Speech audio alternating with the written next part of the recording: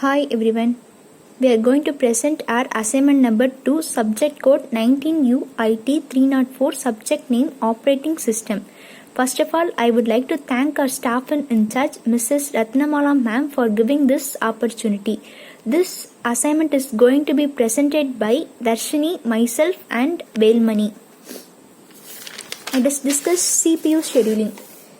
CPU scheduling is the basis of multi-programmed operating system. By switching the CPU among processes, the operating system can make the computer more productive. We can see what it does and how it makes our computer more productive. There are different ways how CPU scheduling can be done, and we will see how it differs from each other, and we will how it performs in particular situation. So in a single process system, only one process can run at a time. Any others must wait until the CPU is free, and that can be rescheduled. When one process is running, we have to wait until that. We have to wait for the single process system. That's what happens in the single process system. But whereas in multi-process, we are much better because there are more number of processes, and hence they can be more number of processes running simultaneously at same time. The objectives of multi-programming is to have some process running at all times to maximize CPU utilization. When the process being executed, the CPU is being executed and the process is whole of the processor. The process needs some I/O execution to be done. While it is waiting, what happens? It is still in the whole of the process. What happens that in simple computer system, a process executed until it must wait for that. In simple computer system, the CPU then just sits idle. All this waiting time is wasted. No useful work is accomplished. I/O request to be completed. All this time it is sitting idle. That time is wasted. Hence, there is a decline in output activity. So, of the basic of this to avoid CPU schedule is that we don't want the CPU to sit idle.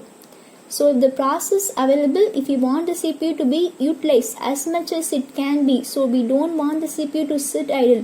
In order to accomplish this, we going to introduce CPU scheduling with the multi-programming. We try to use this time productivity.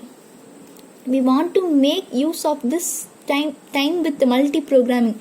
So let's see with the help of CPU scheduling how are we going to make the time productive.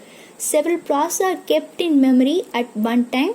When one process has to wait, the OS takes the CPU away from that process and gives the CPU to another process, and this pattern continues. In a simple computer system, when one process, the process CPU is taken away from the process that is waiting and it is given to another process, the process can make up CPU at the time. This pattern continues. Whenever somebody has to wait, the CPU will be taken away from them. It will be given to some other process. So that is what happens. In that we can make the computation efficient because the CPU will not be idle. When we are doing that, how do we determine that which process scheduled, which process are scheduled?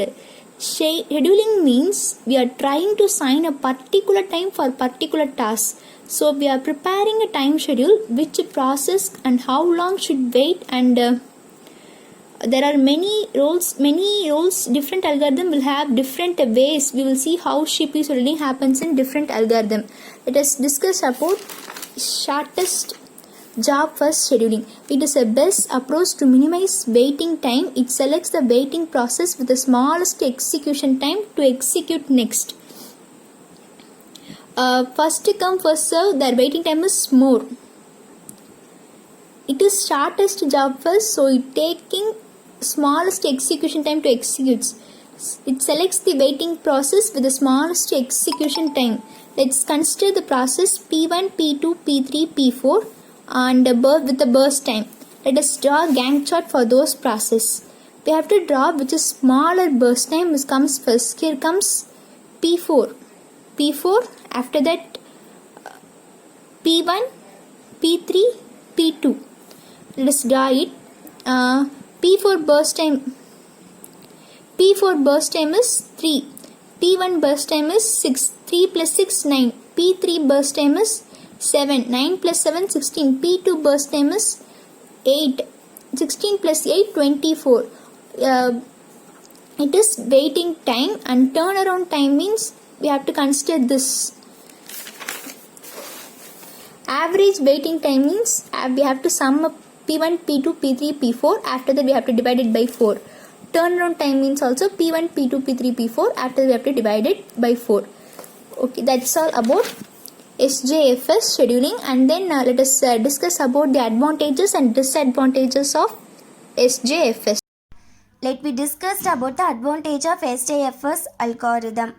If you give minimal average locating time, when we apply SJFS, we will get a minimal average waiting time. But of all the algorithms, no algorithm will give burst time less than SJFS. So the main advantage, minimal waiting time and also minimal turnaround time. It gives better response time than FCFS. Shorter burst time will be allocated first. It gives you maximum throughput when we solve any numerical process. First, we draw the Gantt chart. We have 5 processes. There we have 0 to 22 in 23 unit of time. How many processes have completed? And this SJF gives the maximum throughput. Overall throughput will be same for all processes. When we stop at any point and then check the throughput, it gives you maximum throughput. Standard means no algorithm will give burst time less than SJFS. And next we discussed about the disadvantage of SJFS. This algorithm is not implementable. We cannot practically implement in this algorithm. Why this is not implementable? The algorithm basically depends on the burst time.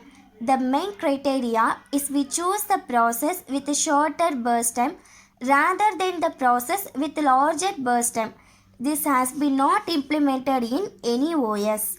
In FCFS, the criteria was arrival time. We know arrival time of every process before execution of that process when the process came into ready queue. That's why implementable, but in this case, prior to the execution, this is almost impossible to know the burst time.